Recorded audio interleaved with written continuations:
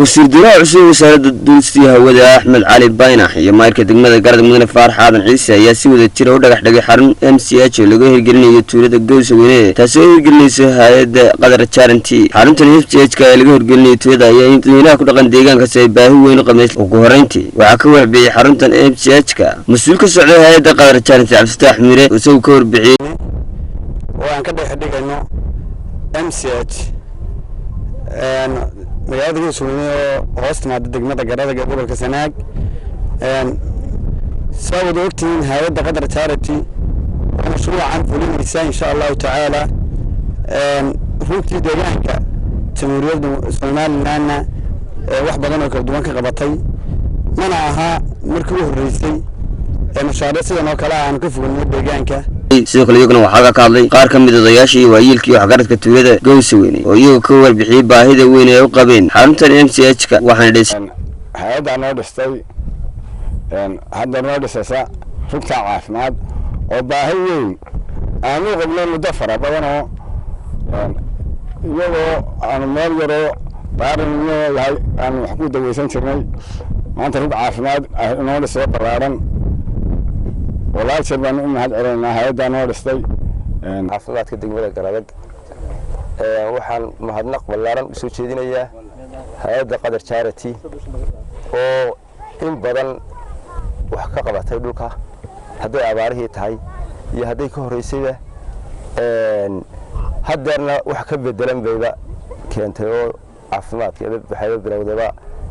MCH شدي مركي هراء وحياة هيد عبارة هاي وحقق بنسيو دامس iyo magaranaysa dhagax dhiga runtii MCH ka anu ka dhaxarmay magaalada Gowsaweyne oo ka tirsan degmada Garadag runtii markaan dib ugu noqdo hawl aad iyo aad u fara badan ayaa naga soo gaadhay magaranaysa baahidoonkiisa muddo dheer ayay nagu qaadatay inaanu meelo badan garaacno si deegaanka Gowsaweyne oo ay ka muuqato baahidiisu aan ugu heli lahayn xarun hooyo badan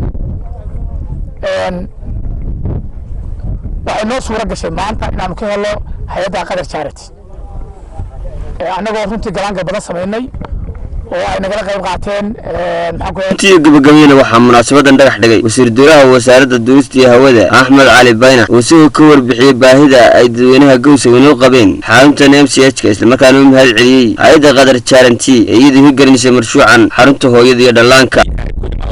dadka caalamka hay'adaha wax caawiya ama wax qabadka fuliya suurtagelintiisa iyo siyaasaddiisa ay ku yimaadeen intaba hal marka la eego waxa intii uu joogay dadka laga qabtay way ka badan yihiin intii Soomaaliland jirtay wixii la qabtay marka madaxweynaha ayaan mahad weyn u naqaynaa marka labaad waxaan mahad aad iyo aad weyn u naqaynaa oo mahad celinaynaa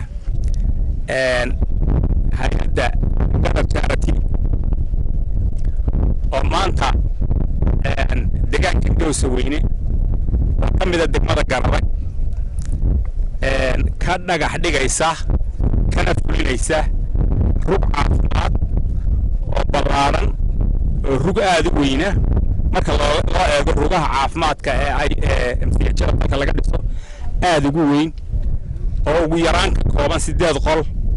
oo dhakhaatiirtii iyo farmasiyadii iyo klinikii iyo istooradii iyo suuliyadii intii ay ka kooban yihiin aad iyo aad u qurux badan